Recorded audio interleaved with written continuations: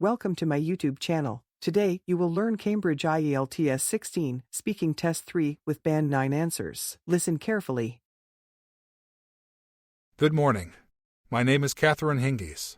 I am going to be your IELTS examiner for this test. Could I have your name, please? My name is Afrina Yisman. You can call me Afrina. Can I see your ID? Here it is. Well, great. Where are you from? I was born and raised in Chittagong, however, I have been living in Dhaka, which is the capital city of Bangladesh, for 3.5 years now. Is summer your favorite time of year? Why not? Of course, yes. My favorite season of the year is summer because of the warm weather, the school vacation, and the endless fun. Other reasons are that summer is bright, lovely, and delightful. Moreover, it provides a perfect atmosphere to do outdoor activities. What do you do in summer when the weather's very hot? Why? Well, it depends on how much free time I have in summer. Most of the time, I go for a kayaking or take a surfing or paddle boarding lesson. I also love swimming and sunbathing at that time. Do you go on holiday every summer? Why not? Well, it is quite difficult for me to go on holiday outside of my country every summer because of the cost of traveling. However, every summer vacation, I try to go on a trip to Bangladesh. Sometimes I travel to broaden my horizons, admire the beauty of nature, and plunge myself into the picturesque landscape of other regions in my country. Did you enjoy the summer holidays when you were at school? Why not? I would say yes. I believe that I enjoyed the summer holiday during my childhood much better than these days. There may have many reasons behind this. For example, we did not have that much responsibility to the family. For this, we could give our full concentration on our holidays. At that time, the school organized picnics for the students to visit the interesting things in the museum and other places for fun as well as a part of their education. I remember that I felt very happy when I could go on a picnic with my friends.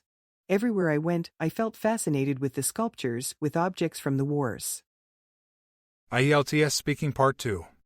Okay, Afrina, at this stage of the test, I will give you a card with a topic. You will have to talk about the topic for 1 to 2 minutes. Don't worry if I stop you. You have 1 minute to think about what you are going to say. You can make some notes to help you if you wish. Here is the paper and pencil. Your 1-minute preparation starts now. Describe a luxury item you would like to own in the future. You should say what item you would like to own, what this item looks like, why you would like to own this item, and explain whether you think you will ever own this item. Would I start speaking now? Yes, please. Well, I dream to have a great motorcycle in the future. Now, there are so many types of luxury motorcycle brands in the market, and therefore it is never easy to pick the one I like. Of course, I have driven some motorcycles before, but that never makes me an expert on a motorcycle. Nevertheless, based on whatever tiny bit of information I have gathered so far about luxury motorcycle, I think that I would like to buy a Yamaha YZF-R1, which is a super sport motorcycle in the future. To give you an idea of what this car exactly looks like, it's a next-generation R-Series styling, sophisticated electronic control, supersport braking and suspension performance, and has a high-performance cross-plane engine. Every aspect of this unique engine is built to thrill, and it is not only powerful but also carries a class and attitude that can easily make one proud about his taste in the motorcycle. It is one of the best world-class motorcycles with a familiar muscular look, digital superbike technology, superbike brakes and tires, and legendary R-Series handling. And of course, some other groundbreaking technologies. The Outlook features also are beyond the world. So, by any standards, this super sport motorcycle is unique among other luxury motorcycles, and that's probably the main reason why I want to buy it. On the other hand, I believe that things which are beautiful, uncommon and luxurious help us define our characters and personalities. Of course, gathering knowledge and learning about this motorcycle and whether I would be able to own it one day or not is something totally different. But I think that it will probably take me about a good 20 years of my life to save up enough money which is necessary to buy a such motorcycle. Anyway, I want to own this luxury item, mainly it looks so classy and elegant, and it has used the latest technology. But I believe that spending too much money to buy such a nice, luxury motorcycle doesn't look very bright, does it? Thank you. Can I get the paper and pencil back? Now I will ask you some relevant questions related to this. Here it is. Which expensive items would many young people in your country like to buy? Well, I would say it depends on which class they are belonging to. Some young people in my country are obsessed with electronic gadgets, expensive cars, and powerful computers, and I am sure most of them would like to own these items more or less. Moreover, when they go for those expensive items, they also go for buying expensive clothing, fashion items, and footwear. Some rich youngsters, besides buying these expensive items, also like to purchase expensive mobile phones, perfumes, wristwatches, expensive and modern motorbikes, and even race cars. So, it could be anything, depending on how rich they really are and what their moods are. Owning something expensive has become a trend for young people nowadays. How do the expensive items that younger people want to buy differ from those that older people want to buy? Well, it is an interesting question to ask. My personal view is that the mindsets of younger people and older people do differ when it comes to buying expensive items.